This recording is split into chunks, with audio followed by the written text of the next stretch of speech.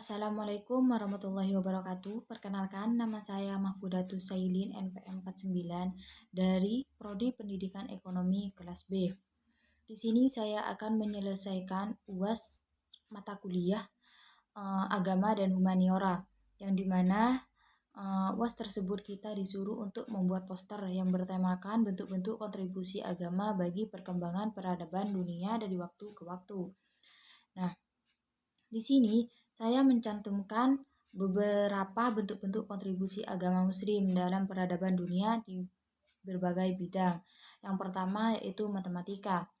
Ilmu matematika dalam bahasa Arab disebut aljabar atau perhitungan, sedangkan istilah algoritma adalah berasal dari nama penemunya yaitu Al-Khawarizmi yang memiliki nama lengkap Muhammad bin Musa bin Khawarizmi. Ia merupakan salah satu ahli matematika muslim terkenal di masa Khalifah Al-Ma'mun. Yang kedua yaitu astronomi. Astronomi atau ilmu falak adalah salah satu bidang ilmu yang paling digemari oleh para ilmuwan muslim selain matematika. Hal ini disebabkan karena kedua bidang ilmu tersebut sangat mendukung peribadatan Islam seperti dalam menentukan awal dan akhir bulan Ramadan, Hari Raya Idul Fitri, Hari Raya Idul Adha, dan sebagainya. Di antara para ahli astronomi muslim yang tersohor adalah Al-Biruni Al-Battani. Ia termasuk dalam 20 besar ahli astronomi penting dunia. Ada lagi Abdul Wafa, yaitu penemu kemiringan bulan. Terus Hasan Ibnu Haytham, yaitu penemu optik yang menjadi dasar teropong Roger Macon dan Kepler dan lainnya. Terus yang ketiga yaitu fisika. Ilmu fisika juga berhubungan erat dengan ilmu astronomi, sehingga karya-karya tentang optik yang ditemukan oleh Hasan Ibnu Haytham tahun 965 sampai 1039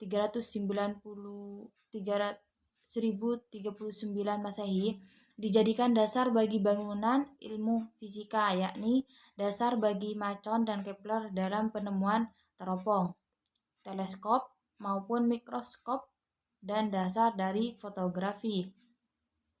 Yang keempat yaitu kimia.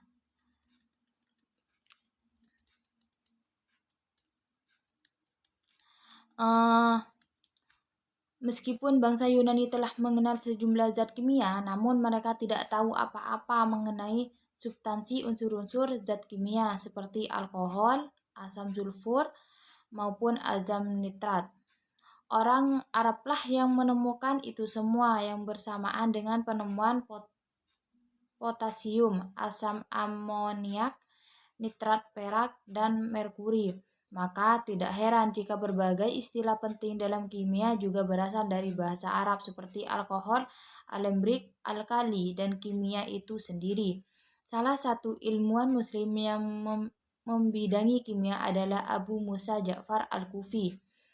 Terus yang kelima yaitu ilmu hayat. Ilmu hayat, dalam bidang ilmu hayat, bangsa Arab tidak berpuas diri dengan hasil dari penerjemahan karya-karya bangsa Yunani. Bangsa Arab pun melakukan kajian dan observasi sendiri secara intensif, sehingga tidak heran jika mereka berhasil memperkaya daftar macam-macam tumbuhan yang tercantum dalam daftar Discoides yang berisi sekitar 2000 spesies. Pharmacopoeia atau sejenis ensiklopedia tetumbuhan obat yang disusun bangsa Arab Muslim berisi berbagai macam tumbuhan dan bahan-bahan obat yang belum dikenal bangsa Yunani, seperti keper, daun sena, tamarin, kasia, dan mauna. Terus yang keenam yaitu ilmu kedokteran.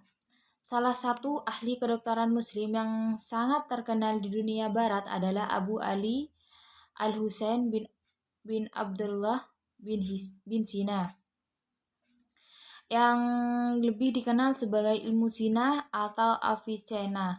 bukannya yang berjudul bukunya yaitu yang berjudul Al-Qawanun fit At-Tib atau petunjuk tentang kedokteran.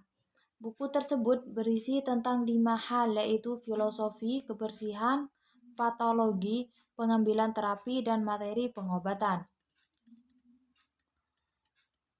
Selain itu, Ibnu Zor juga merupakan salah seorang ahli kedokteran yang terkenal karena dialah yang telah memperkenalkan aspek hukum dalam observasi bidang kedokteran.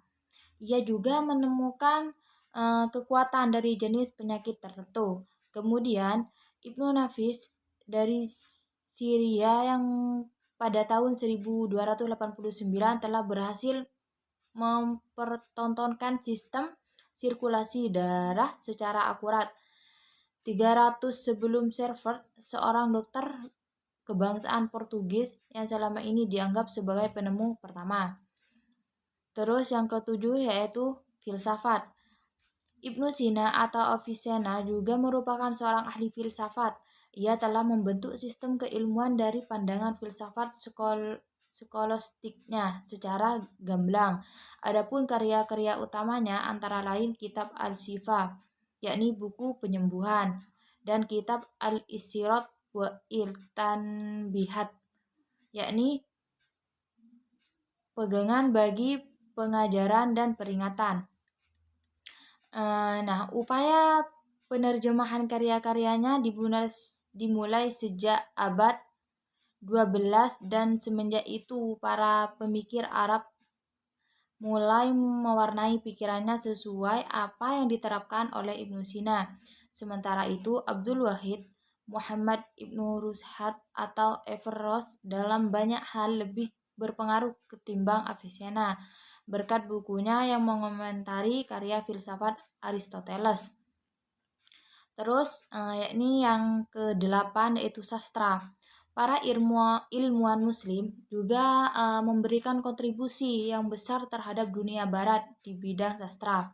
Hal ini terbukti dari hasil kajian Asian Palacios atas karya-karya Sureslis dalam Islam dan atas buku La Divina Commedia karya Dante Alighieri yang menyimpulkan bahwa Dante telah mendapat pengaruh yang besar dari karya mistik Muhyiddin Ibnu Arabi maupun penyair buta Abdul Ala Al-Ma'ari. Sedangkan novel bernilai filsafat dari Ibnu Taufil, Hai Ibnu Ya'zan, telah diterjemahkan ke dalam bahasa Latin oleh Edward Pococke pada tahun 1671 dan buku inilah yang mengilhami Daniel Defoe dengan kisahnya Robinson Crusoe. Terus yang ke-9 atau dalam materi saya yaitu yang terakhir, geografi dan sejarah. Masyarakat Arab dikenal gemar mengarungi pulau maupun benua untuk berdagang. Karena itu mereka harus menguasai geografi maupun sejarah setiap kawasan yang akan dijelajahi. Hal inilah yang menjadi latar belakang untuk menekuni ilmu-ilmu geografi maupun sejarah. Dalam bukunya yang berbahasa Inggris berjudul Golden Pastures, Hasan Ali Al-Masudi memaparkan gambaran lengkap tentang setiap negeri yang pernah dikunjungi pada pertengahan abad ke-10. Bahkan sejarah menunjukkan bahwa selama lebih dari 3 abad para ahli kartografi Eropa senantiasa mengutip karya-karya geografi muslim seperti karya Nazaruddin Tusi maupun hasil observasi Al-Qoshaji yang telah berhasil menyusun hasil pertualangannya di Cina dan mengoreksi perhitungan garis lintang bumi maupun ukuran bumi. Sedangkan di bidang sejarah, Ibnu Miskawayh merupakan seorang sejarawan muslim terkenal yang meninggal pada tahun 1030 dalam bukunya yang berjudul Tajarib Al-Ummam, yakni pengalaman bangsa. Ia memaparkan kisah sejarah tentang Persia dan Arab sampai dengan masa hidupnya dan menyatakan bahwa penyerbuan Arab atas Persia telah terjadi sejak jauh sebelum Islam lahir. Nah, mungkin itu saja dari presentasi poster saya. Kurang dan lebihnya saya mohon maaf. Wassalamualaikum warahmatullahi wabarakatuh.